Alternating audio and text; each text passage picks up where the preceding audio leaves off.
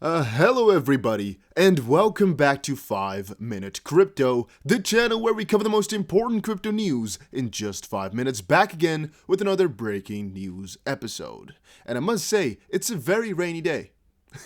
Binance suspends trading due to bug matching engine error. So, I think everybody has already covered this kinda, and if you use Binance, you probably already knew this, but yes, they had some error, again, regarding the bug matching engine. However, it's now most likely completely been fixed. Some people have said they lost money due to it, but it's actually not completely been confirmed. There are some allegations and there are some counters to it. Some said this is not the truth, some say it is. Binance crashed again in the exchange's second pause this month. The exchange was down for 4 hours, during which various cryptocurrencies crashed. Traders caught in the midst of trading during the crash have reported severe losses since they could not get out, right? But the funds were safe. It's not like any funds were hacked. We're just talking about people who opened a trade and then had something happen.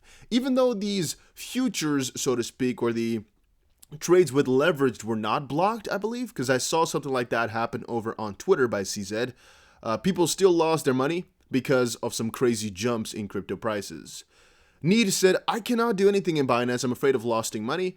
I hope Jove doesn't jump. Oh my god, who is responsible for our loss? CZ said, processing all data are intact, funds are safe. Some parts are taking longer than originally anticipated. Estimate 1 to 2 hours-ish. We'll post an announcement as soon as we have a definitive time. We'll allow some time to cancel orders first. And he said, compensate our losses, yada, yada, yada. Jove, 30% dump. And that's, again, the thing that sometimes happens, you know? You can always kind of bet that things like that won't happen, which is why you still use exchanges. But you must understand that if you're ever using leverage to trade something, or you're just purchasing something off an exchange and preparing to sell it quickly again, you can always have an issue with the exchange whereby you cannot sell. You cannot hold the exchange responsible because you've bought crypto. That they do not allow you to sell is a different issue, but you bought it yourself, right? So of course they're not liable to any of your losses that you take then. Flare to XRP airdrop ratio has been announced. So it's actually been announced a couple of days ago, but I didn't get to it just quite yet. And I thought, for anybody that's in the XRP community that's planning to get themselves some Spark or Flare, they probably already knew this. But for all of you that do not, Flare is basically a new coin or token that's going to be given out, which is built on top of XRP. And it's actually given out for free, kind of converting to your XRP holdings. So it's an airdrop, you're going to get it completely for free, and if you have your XRP on an exchange, you most likely have already registered yourself without knowing it for this drop, and basically just going to be deposited in your Binance, for example, account. So just add Spark or Flare. The name officially is Flare, but the ticker is $FLR, and the company behind it is Flare Networks, which is why people call it Flare, sometimes Spark. It's basically the same thing, and they'll be launching 45 billion FLR tokens. It says here 45 billion, but that's not the truth. That's pretty dumb of them to do that. If I could comment somewhere, there's a button for it, I would definitely do that because it's a pretty big, pretty big difference if you have 45 million or 45 billion tokens. But no, guys, it is about 45.5 billion FLR. Ledger won't reimburse users after major data hack. So Ledger had a huge data hack a couple of months ago, all the way back in June.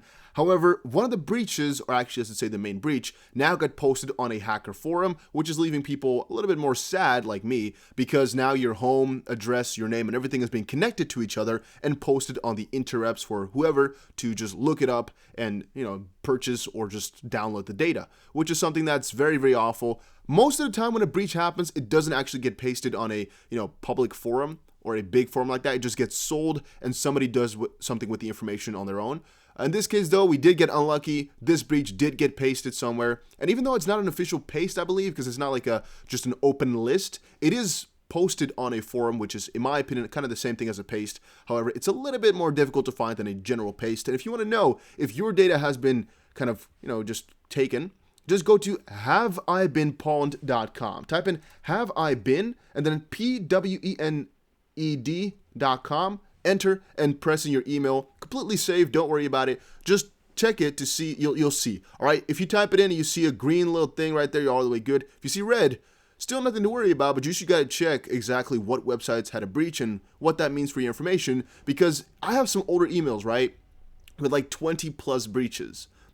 which means 20 times the time again, my email and password got hacked, so to speak, right? Where it's like they just, the website lost their information, so my email technically got hacked, so to speak.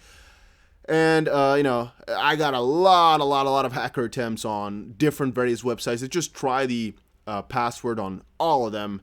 And I think Steam and everything, which I used to use back in the day, everything got attacks after attacks after attacks. But, I mean, I don't really care. Crypto, all this stuff is not connected to any of that, so it doesn't really matter. But still, it's annoying.